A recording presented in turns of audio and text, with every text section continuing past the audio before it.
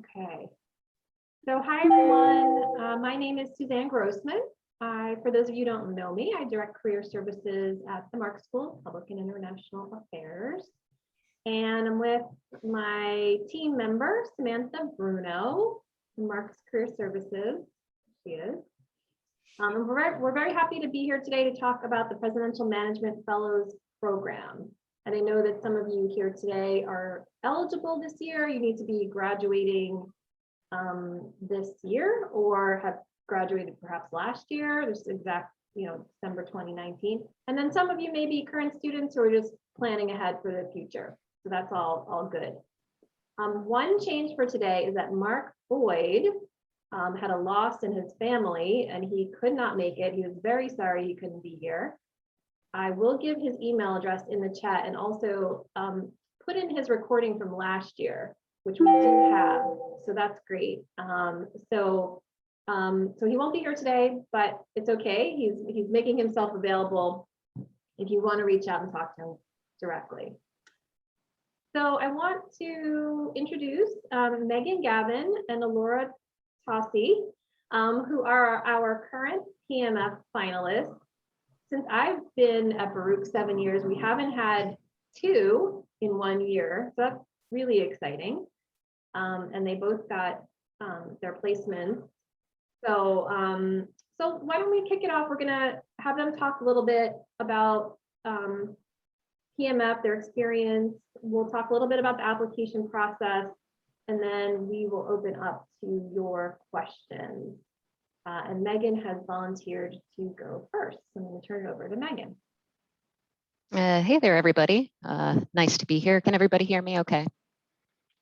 Okay, yes. I see some familiar faces out there, some old classmates. Great to see y'all. And nice to see a bunch of Baruch students and grads here.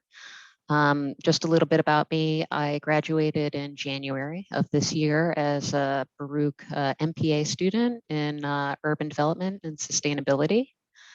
And I was able to connect with the PMF program through the school, and I was placed as a grants management specialist at the USDA. I brought 20 years of experience in nonprofit management to Baruch, but it was Baruch that really gave me this wonderful opportunity. So I'm really happy to talk to you all today about it and about my experience in the application process and placement. Elora, would you like to introduce yourself? Yeah. Yeah, absolutely. Hi, everyone. My name is Alora. I graduated from Baruch with my MPA in December 2018 and I'm a 2021 PMF fellow. So I got in there sort of right under the wire. I've got in the kind of the end of my 2-year eligibility from finishing my my graduate degree. I was accepted in November 2020. And I'm a employee benefits investigator at the US Department of Labor.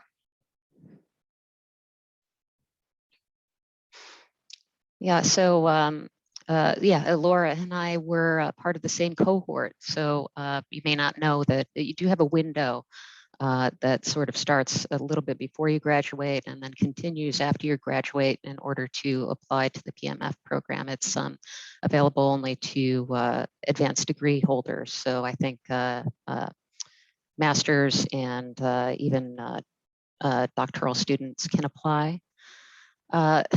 So I encourage you to take a look at the website that has a lot of information. There's a wealth of information on the Presidential Management Program website. There's a Presidential Management Alumni Association that also has some information out there, and you can Google a great deal of information about the application process. But one thing to know is that it started a couple of decades ago, in the 1970s, as a way to attract talent into the federal service. If you're going to Baruch and you've been taking advantage of the programs that Suzanne runs, then you're already qualified for this program. So I definitely encourage you to apply.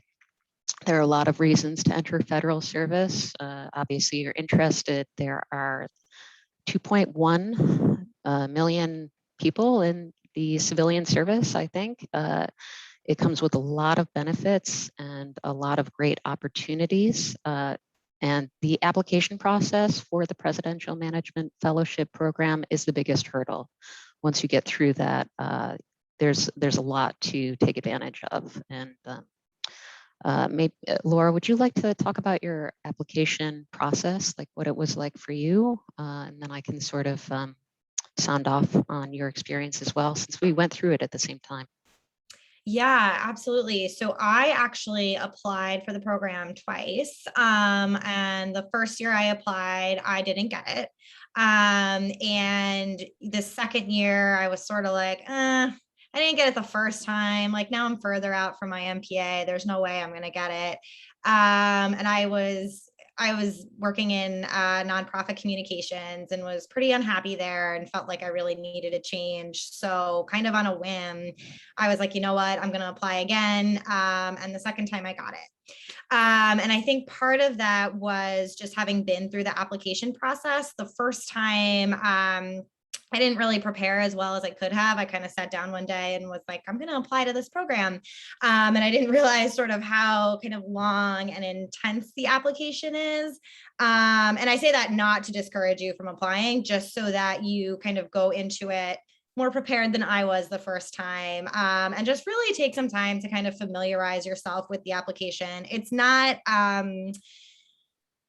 I wouldn't call it difficult. I would just say the application is sort of long and rigorous, and you really kind of have to pay attention to, you know, the questions and what you're being asked, and really kind of think critically.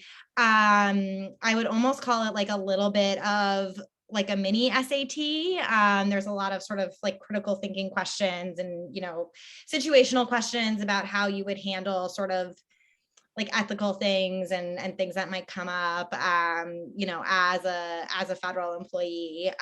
So just really take the time to kind of, you know, sit down and prepare yourself. And, you know, it's like taking any sort of test, like make sure you get a good night's sleep and eat and drink and go to the bathroom and do all those things. I know it sounds silly, but like I didn't do any of that the first time and I didn't get it. So, and the second time I did. So really just kind of, you know, take the time to really understand what you're going to be asked to do. And, you know, I think like Megan said, Baruch has prepared you very, very well for this program, and you're all qualified and you all can do it.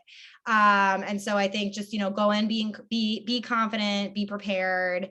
And that's what I did the second time around. And, you know, I got into the program. So I don't know, Megan, I don't know if you had what your sort of experience with the application process was like, but would love to hear from your perspective. Yeah, I would say that I wasn't necessarily prepared. I came into Baruch doing a part-time degree because my son was 6 months old, and I wanted to do a little bit better by myself, change my career. You know, I wasn't exactly happy, or I wanted to go further. And so I knew going in that I'd have to carve out some time for the assessment, but I didn't really know the aspects of it that well. It's like an SAT. It's a standardized test.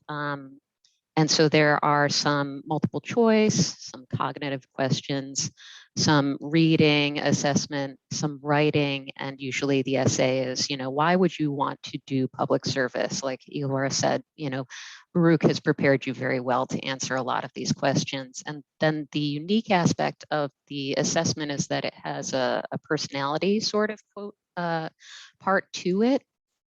And I thought that was very interesting. In fact, the application process is interesting, but carve out, you know, 3 to 4 hours worth of time, close that door, don't let anyone interrupt you, and just go through the test. It's pretty straightforward, like any GRE, SAT, even the civil service exam I've heard. I haven't taken that one, but it's very similar. And just sort of get prepared for that. But I would say that, like I said, you are qualified for this as a result of being a Baruch student and that if you go through the process and just answer the questions honestly and be normal, you're going to do just fine. So my application process, I did that. I set aside the time. And when was the application? It was October of last fall. And then we received notification within a few weeks of the acceptance rate. And I think it was about 10% of the applicants were accepted into the program. And what that does is it turns you into a presidential management finalist, which puts you in this pool of candidates for federal positions in all of the agencies that are hiring. Once you're actually selected, then you become a fellow, and that fellowship lasts about 2 years long. My application process, once I received notification that I was accepted, it was actually Suzanne who told me that. I wasn't even checking my email. She reached out, and I was a little surprised, but obviously pleased. Once that begins, then it's really the highest hurdle to reach. So I really can't stress enough to just take the test, see if you get in, because once you get in, you are in. These agencies, they want you. I have never gone through an experience like this where I've been actively headhunted down by a number of agencies. And one of the things about federal service is that it can be very difficult to get in. You have to go through this long vetting process. The other side of that is that for the agencies, it's very hard to hire. Sometimes a hiring process can take a year. For a presidential management fellowship finalist, those rails are greased. You're in. And so the agencies are highly motivated to hire you. They can bring you on right away. You start receiving training right away. There are a lot of development opportunities available, but I interviewed heavily. I don't know about you, Laura. I interviewed with NOAA, Department of Interior, Department of Labor, Treasury, IRS, EPA, General Services Administration, National Institutes of Health, Department of Transportation, the list goes on. So there are all of these opportunities available, and they're competing for you. Was that your experience, Laura? Yep, I applied for tons of jobs. I wasn't totally sure what I wanted to do. There are tons of opportunities open to PMF finalists. And so I was sort of just casting a wide net and applying to anything that sort of looked remotely interesting to me. And so I also had, I don't even know how many agencies I interviewed with, but it was a lot. And you don't have to do that. I think Mark, he had like 2 interviews and he, got an offer and took it. So, I think that it sort of depends. Some people really know what they're looking for. And some people, really, they know they want to work for the State Department, or they know they want to work for USAID or whatever. I did not know what I wanted to do. And so it was just sort of, I did a lot of interviews, and it was helpful, for me too, to kind of do those interviews and get a sense of what the agency was about and what the job was like and that sort of thing. But definitely I had the same experience where, working in nonprofits, I would beg people to interview me, and here I was just getting like lots of interviews, and I think I got like 6 or 7 job offers out of those interviews. So it really is sort of like a process that I had not experienced in my career prior to this.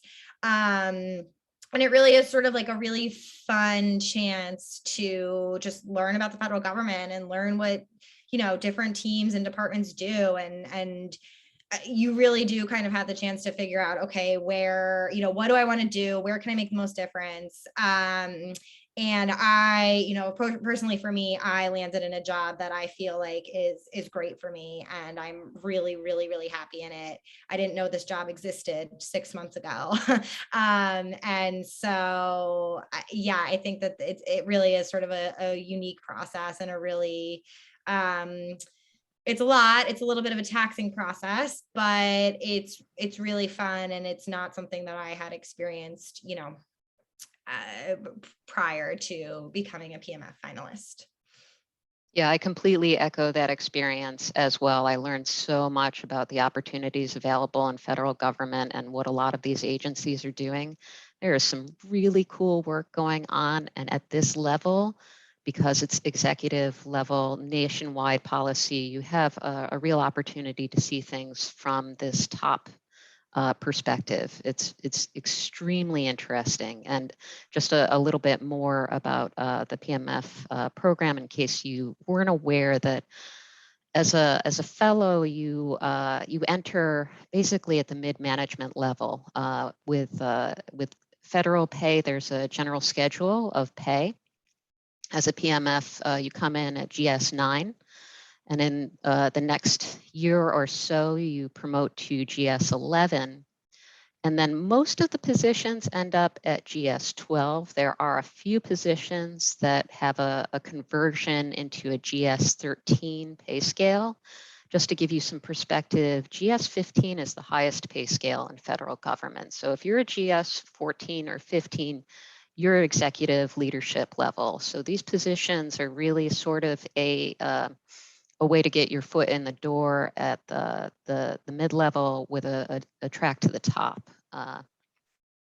Additionally, with the program, you receive a certain number of training hours. There's a mentorship program. I was required to get a mentor. There's a leadership development program that's a part of the PMF program that has, it has a ticket value of like $15,000, and they just give that to you. So if you want to continue your training and education, this is a really great track to continue investing in your skills and ability and career building possibilities. Do you have anything to add to that, Elora?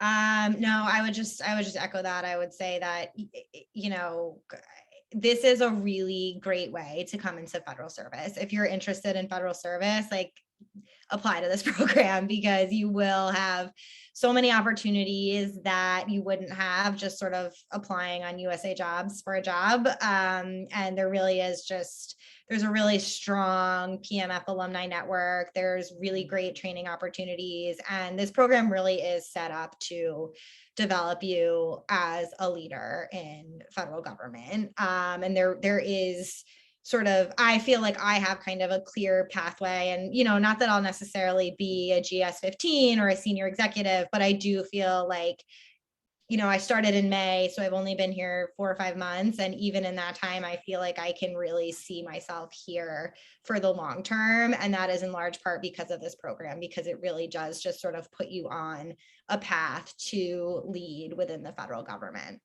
Mm-hmm. And then, not that I would necessarily say this always, but I know this from talking to others, that there's a great deal of value in receiving that federal training. There are plenty of people who trade that experience out back into the private sector. So you can move in between the two. It's not this ironclad sort of track that it really is a path to keep trading up and really go where you want to go. Chime in about, because I wonder if some people, just in terms of location, so in terms of when you are on the placement market, some people may have attachments to New York or wherever they are now. How did that work out for both of you? Elora, if you want, I'll talk first, just because it's on the top of my head. I have a rare remote position. It's permanently remote because the department that I work for, the grants department in the USDA, had been working remotely previous to the pandemic.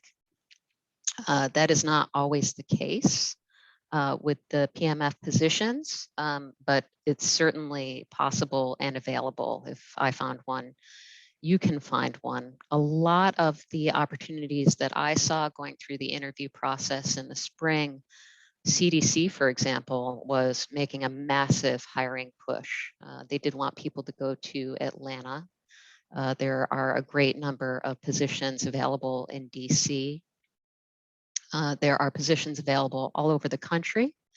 I saw them essentially nationwide. I think I didn't see one in Hawaii. I would have been tempted to take that one.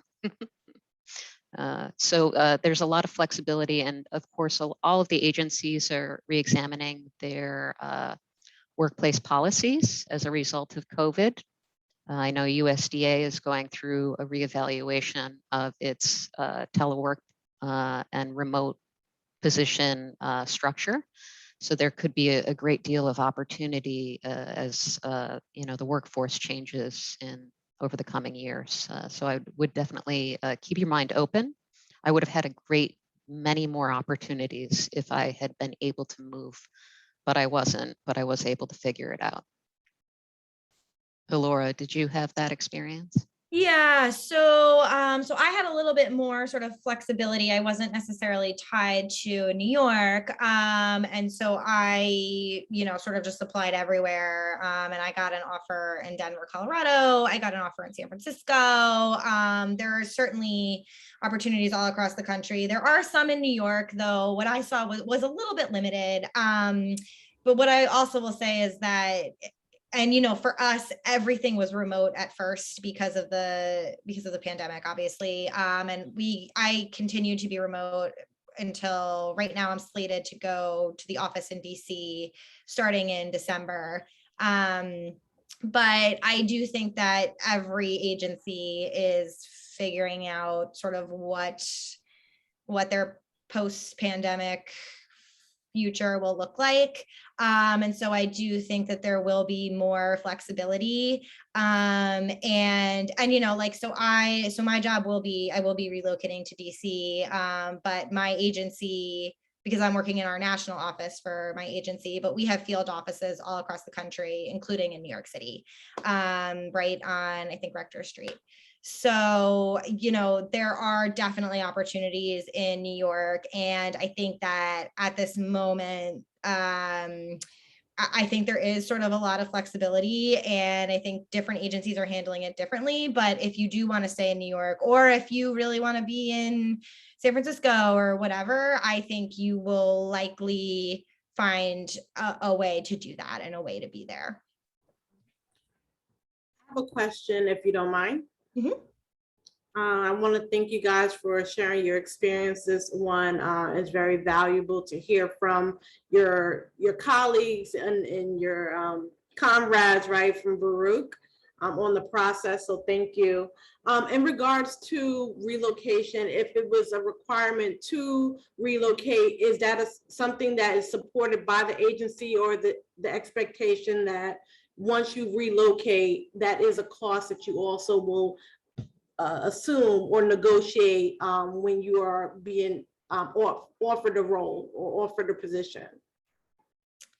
Yeah, so for me, so the job that I ultimately ended up taking, there is no, they're not covering expenses. The relocation is on me.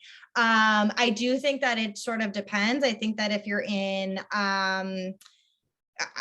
I think that it depends. I think if you're in sort of a harder to fill position, or if your agency has the budget, that is certainly something that you can negotiate. I didn't try to negotiate because I sort of went into this expecting I would wind up in DC. And so for me, I was just like, this is like the cost of doing business. And so I didn't even try, but I would say that that's certainly not off the table. And if that is if moving is a barrier to you taking the job, like Megan and I said, these agencies want you. And so you can certainly bring that up and try to negotiate that. And I do think that there is likely flexibility in a lot of agencies there. Thank you. I have a few additional questions, but I will open it up first to other Baruch colleagues.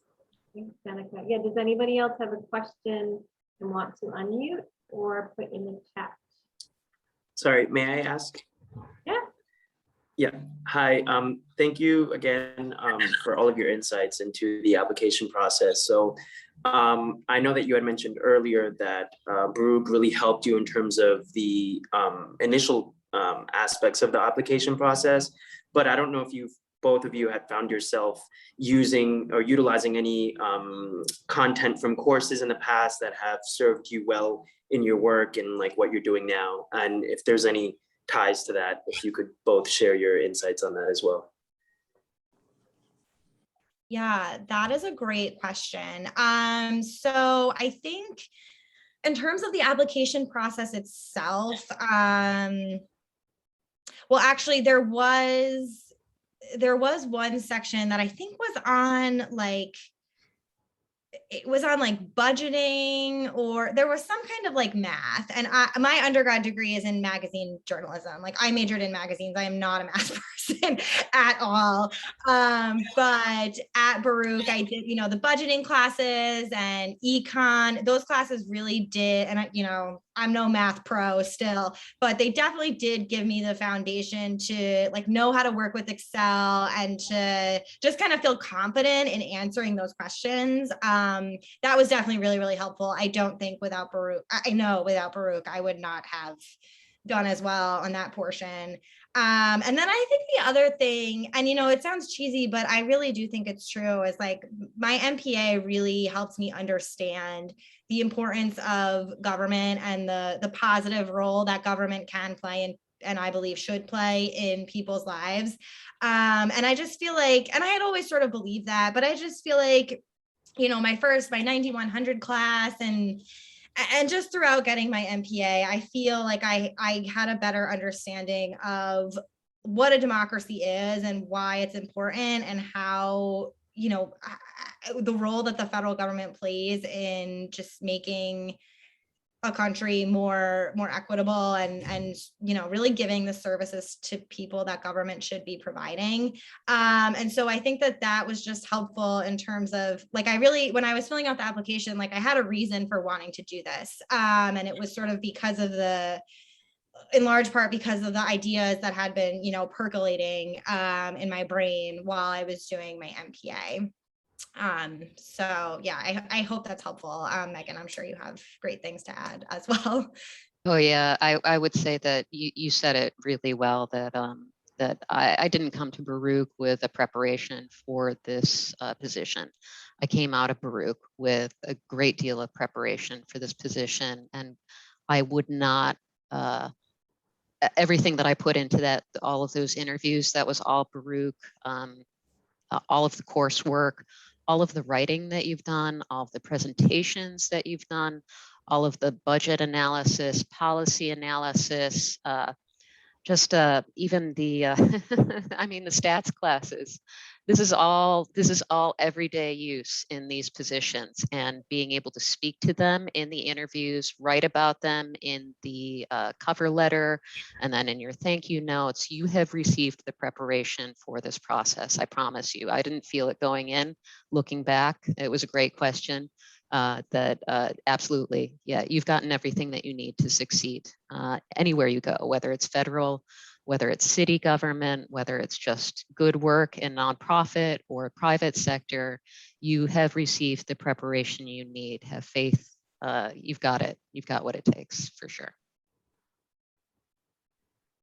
One thing, oh, go ahead. Is there someone who had a So, yeah, my question is this. I took this exam last year, and last year I was a permanent resident in America.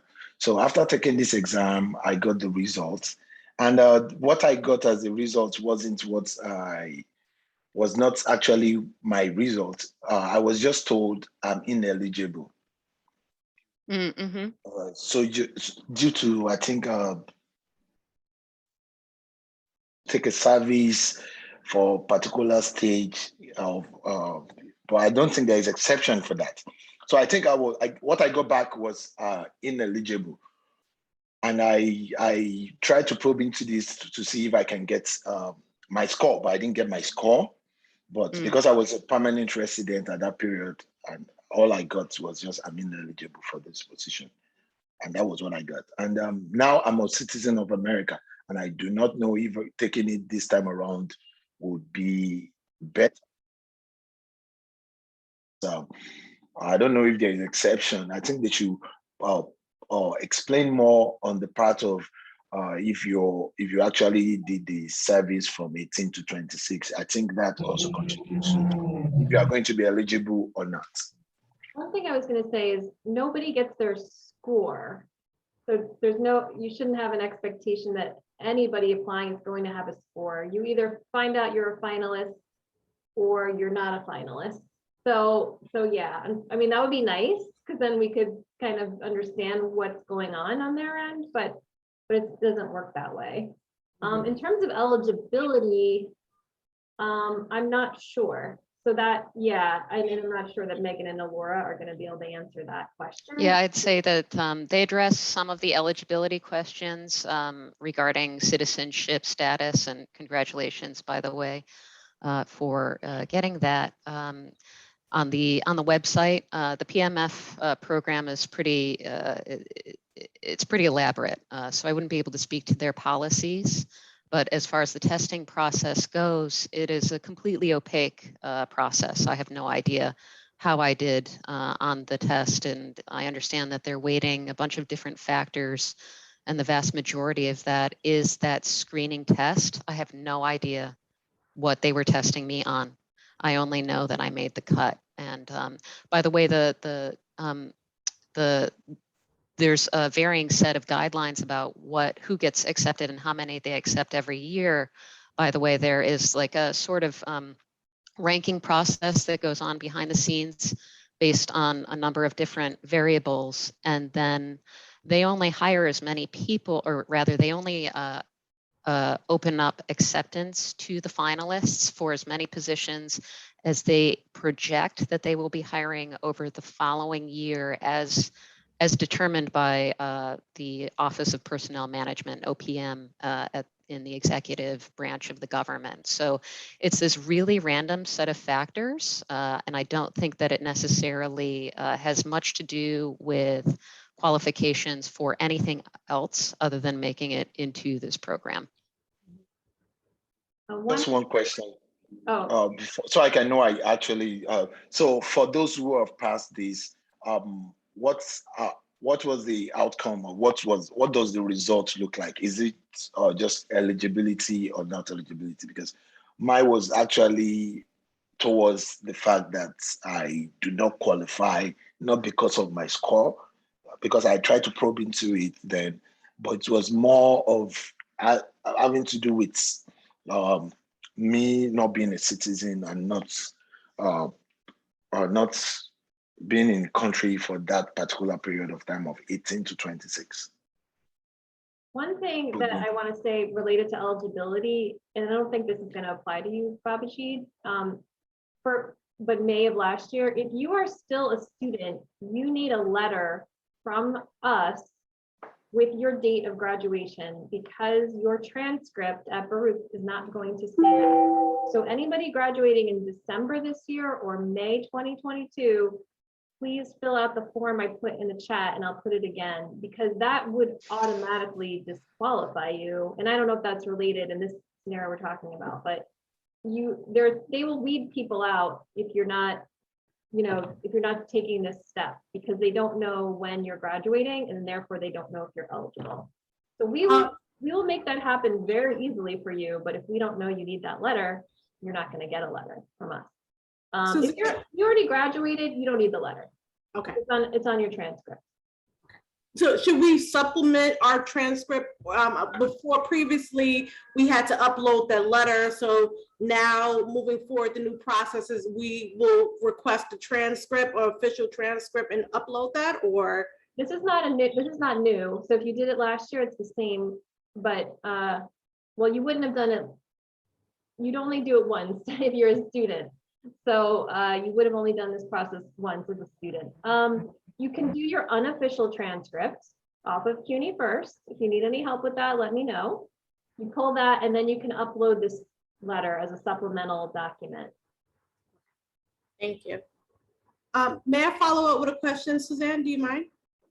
I wanted to hear your experience or see if there was any changes to the professional development training hours that was required for the role. I know ideally, I know previous fellows mentioned that some of that was in person, right? The agency would send you to external trainings, but now that we're in COVID and there's a new remote environment, I want to know what changes, particularly for your organizations, that have been made to accommodate that request and meet that request of the fellowship. That's a really good question, Jenica.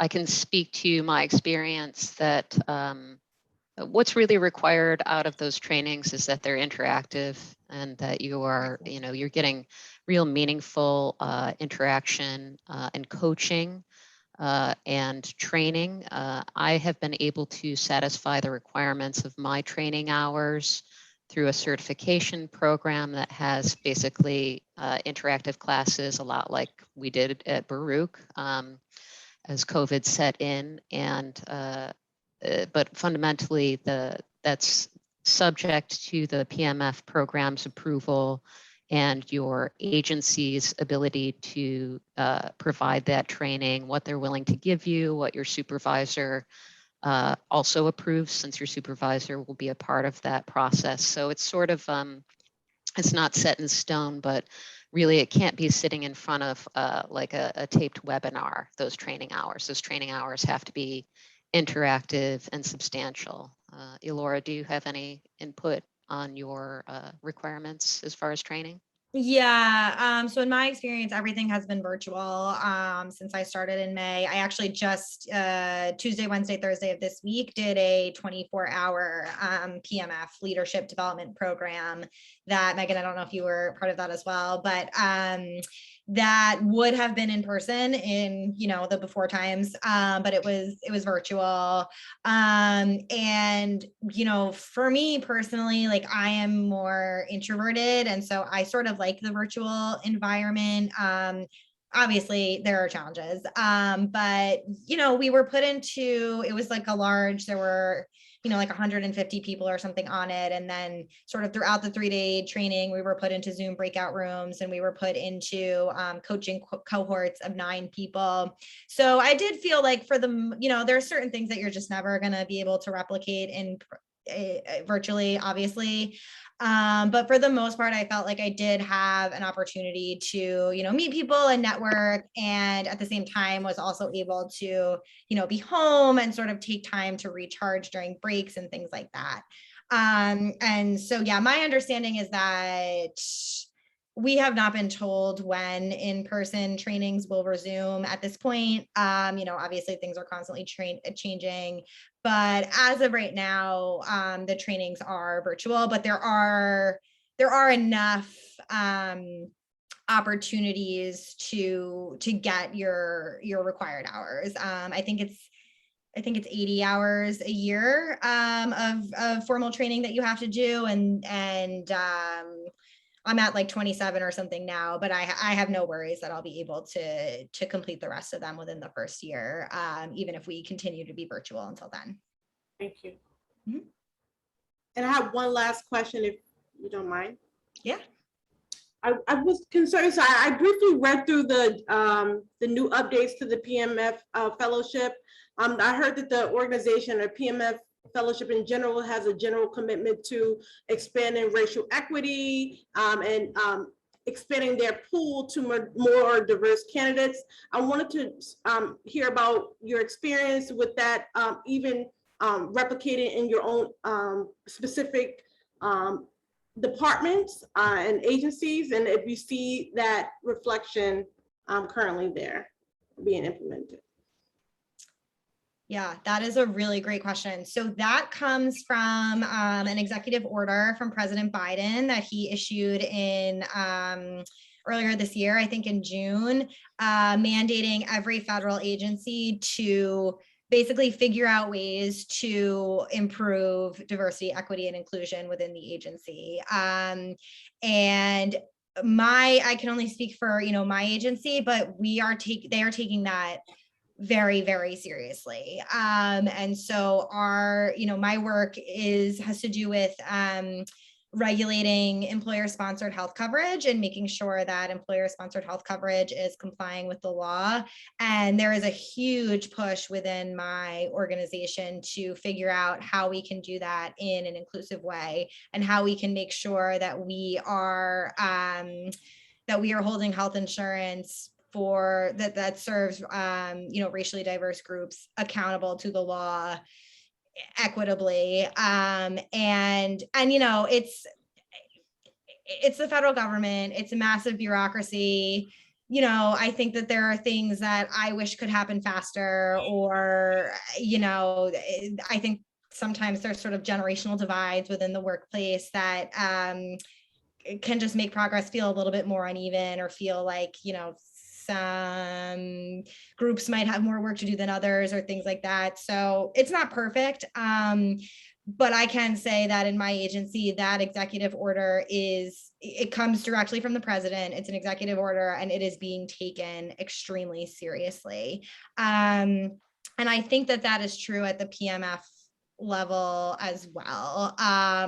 From what I understand, and it's not a ton, but from what I have seen, they are taking that extremely seriously, and it is important. And in my experience, it's not just about let's make sure we're hiring more diverse people. It's really about how can we sort of fundamentally shift the way in which we work at the federal level to truly be inclusive, and to truly, make sure that this is an equitable place to work. Thank you. Thank you. I have a question, please. For someone who already graduated this May, do we still need to get the transcripts from the school to apply for this? Everybody needs to upload their transcripts, but if you already graduated, your transcript should say your date of graduation. So it's really just students who need the extra letter stating their date of graduation. So you should be good since you graduated, but you do need your transcript. Everybody needs a transcript uploaded, unofficial. Okay. All right. So I will have to write to you then to get that. Oh, you can log into CUNY first. Okay. Pull it yourself. Now, if you're having trouble logging into CUNY first, or don't remember how to do that, then reach out. But everybody. Okay, I know how to do that anyway. Oh, okay, sure. yeah, I'm just talking about the letter from the school. Right. So what I just said is that alumni, and I think you're saying you graduated, do not need the letter. Okay. Yeah. Okay. So I do not need. All right. Thank you. That's it. I have a question for Megan and Laura, and thank you both so much. Curious about what your individual timelines look like from application to interview and to offer and start. Oh, that's a really good question. Yeah, so the process as it is this fall starts with the test, right? And then we received notification of the results of the selection of the finalists in November. Almost immediately, you are placed in a group of people who receive in emails and receive access through a portal to a bunch of positions that start getting posted of positions that are dedicated to the PMF program. No one else can be hired into it. So you're not competing with all the other people who are competing for federal positions. You're competing against your PMF class. And I think there were 550 or so finalists in this last round. So that's it. And they're opening up as many positions as they think they can hire. So with any luck and with any sort of flexibility on your part, and being actively part of taking advantage of that program, you should probably be able to find a position. Most people do, unless they opt to leave or withdraw their finalist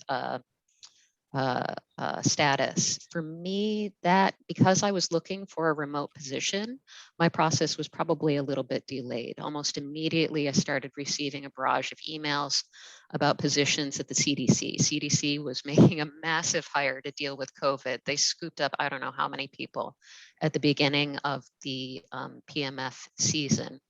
And then positions continue to open through the holiday season. And then in the spring, there is a hiring fair that they run. And it's a 2-day sort of deal event where you just do this sort of rapid fire kind of speed dating process on the position. So if you haven't been hired within a few months of receiving notification of being a finalist, I would definitely recommend putting that hiring fair on the calendar. That was where I found my position. I interviewed with a bunch of different agencies there that I hadn't had access to before. Many of the agencies open their positions specifically for that hiring fair. And then I understand that if you don't receive a placement in the spring, positions sort of drop off a little bit in the summer, but there are always positions opening and being posted to this portal that only the finalists have access to. And then there's another big push before the finalist season closes a year later in October, September, October, November. So there's another big push of hiring in the early fall.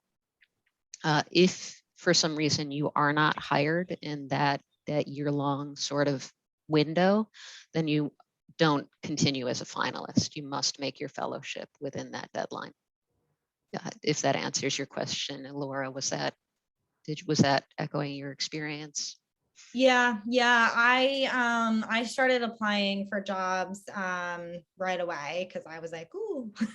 And yeah, so I started applying right away. I will say that it was a little bit slow in the beginning to post positions. The CDC was making a huge hiring push, obviously, in the beginning, but there weren't a ton of other agencies that had open positions when we first sort of got notified in November. And then I think around like February, March, as Megan said, around the hiring fair, more agencies started posting. And so I was applying and interviewing throughout that whole time. And I think I got my final offer, the offer that I ultimately ended up taking, I want to say in like late March. And then I started my job in early May. So that was my timeline. Yeah, essentially the same for me. I was a little bit delayed, but it's very much that sort of rhythm to it. Mm-hmm. I think one thing I want to say is relative to other fellowships. I know, Laura, you said it was sort of very difficult as far as like, I guess the time to do the assessment piece. But relative to other applications for fellowships, most fellowships require you to submit letters of recommendation, which is pretty onerous, or just, it's an extra step. And this one, as far as, like, I'm always like, you may as well apply. Like there's nothing lost. It's a resume, it's a transcript that you could, unofficial transcript. And it's the assessment piece, which has a couple of short essay questions in it. So yeah, I mean, I think it's extremely competitive. It's opaque, as Megan said. It's not clear why people are being chosen other than this score that we don't even know what it is or how they're doing it. So I think I don't know, I always just tell people like, just apply. Like if you're eligible, just apply. And then you can apply again, like Laura did, and she got it the second time. That's not the first Baruch alum I've talked to who's gotten it on the second time. And so you only have this eligibility window when you're a student graduating this year, this entire academic year. Maybe, I think even summer you could do, because you have to just be graduated by August 31st, 2020. That's right. Mm-hmm. If you have some credits to do in the summer, that's fine. And then you get another 1 or 2 windows. Like this year, it's December 2019 grads who are eligible and later who are eligible. So it's like you may as well, because once that window closes, you can't apply. You're not eligible anymore. Yeah, I would echo that. I would say just apply. I also like, I was so worried. I got married 3 weeks ago. And so like when I was applying, I was so worried about like, I need to take all this time off for my honeymoon and my wedding, and I can't start a new job and blah, blah, blah. And I had this when I was supposed to get married in 2020. And so I had this both times I was applying. I was like, I don't know, I had all these personal things, and like, it's totally fine. Like they advanced me. I'm going on my honeymoon tomorrow. They advanced me my leave. It was not an issue. Like just apply regardless of what you have sort of going on or logistics. Like this really is just like such an incredible program, and I just would really encourage you, if you're interested in federal service, to apply. It's really, really worth it. Yeah, I'd even say that if you aren't interested in federal service, certainly apply. I wasn't sure at the time that I did it that it was the path that I wanted to take. By the time that I received the results of the test, it was absolutely the path I wanted to take. And since then, I've been kind of astounded that I didn't know about this before. So just to echo what everyone has said, if you're sure, if you're not sure, just apply. It doesn't hurt.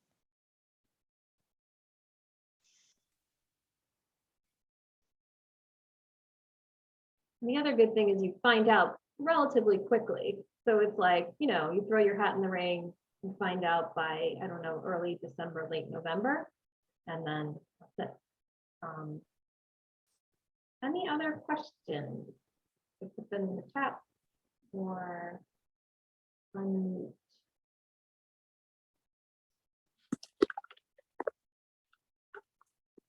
Hi, Suzanne, it's Gail. Well, go ahead, Gail. And hi, sorry, I'm not on camera, but I put a question in the chat. I was just follow up to that question about how Baruch prepared you for the assessment and the application, etc. And there was specific reference to budgeting. And so I am supposed to graduate by the end of the spring or summer, but right now I'm in economics, 9130, and next semester I'm supposed to take the 9140, I think it is, the budgeting. So will I still be able to do well on that exam, or do you think it's better to wait since there still is the window, I guess, technically next year, right?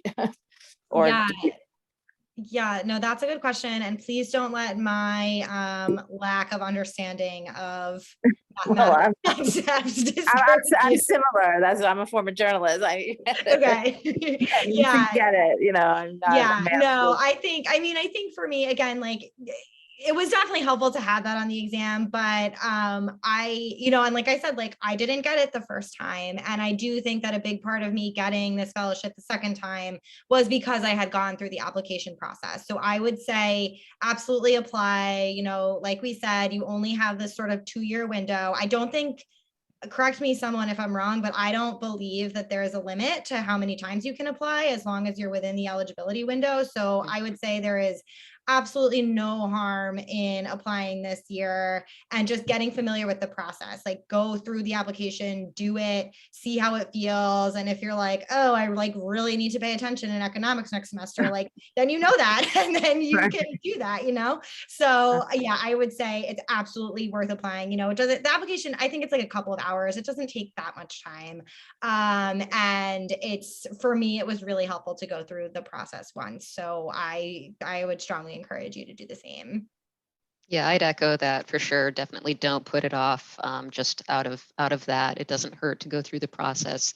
Like any other standardized test, you get better at it the more times you do it.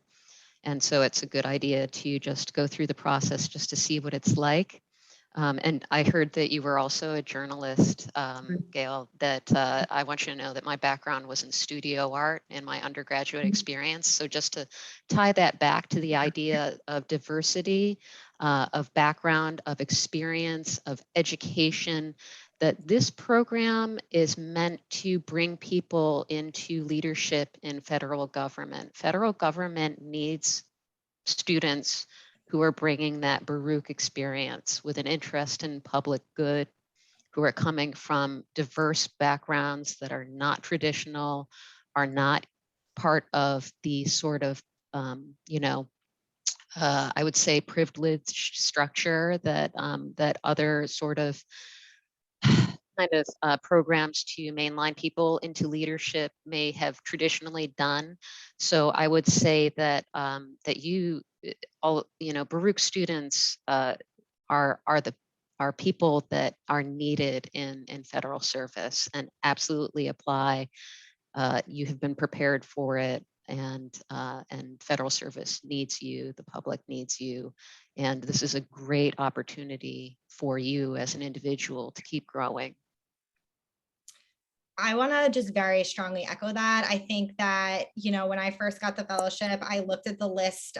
There's a list of all the finalists, and you can see where they graduated from. And, there's a lot of American universities and Georgetowns and Harvards and Yales on there. And I was like, oh, am I going to get a job?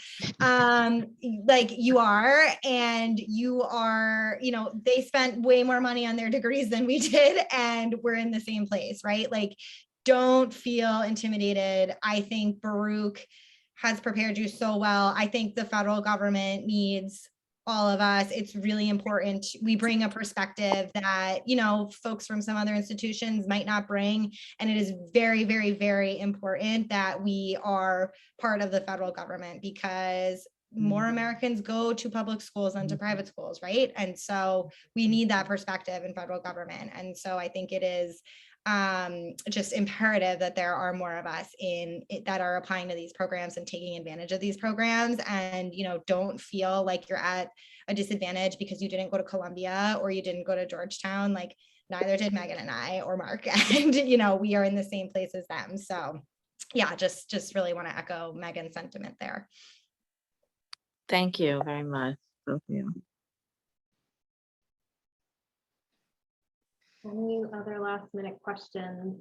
I did put the handbook in the chat, which is updated for this year's cycle. Every year they make a few tiny changes to the assessments. You kind of want what they're putting out there as the latest information.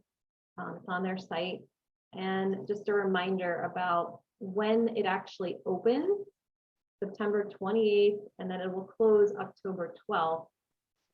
Do not wait till the last minute because you may have technical difficulties, so like you want to be able to troubleshoot. In my experience, the PMF folks are pretty good about replying to emails. They have the specific email they tell you for applicants, and they will reply pretty quickly during the application period, and they'll get back to you. So just know that. But I think if you plan it out, whatever weekend that crosses over, a lot of people do, I think on like a Saturday or something. But yeah, just don't wait till the last minute, because I think people do sometimes have some tech issues. And then Megan and Alora are putting their contact info in the chat. Make sure you grab that. I can put that in a follow-up email as well. Yeah, I'm happy to talk to anyone sort of offline about tips that or any sort of advice, both in the application process and then making the most of the program, should you be able to enter it. Yeah, same here. Please don't hesitate to reach out to me at any time. And if you do get into the program, which I expect at least some of you will be hearing from me and Megan and Mark. So just be prepared for that as well. Right, and they'll be coming back to speak here.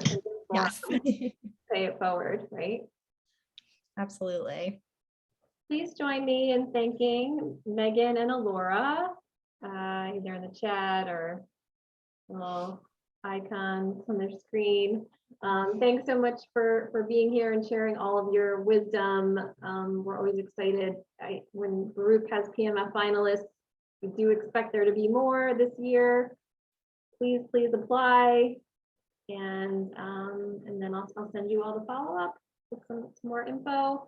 And thanks again, Megan and Alora. Have a great weekend, everybody.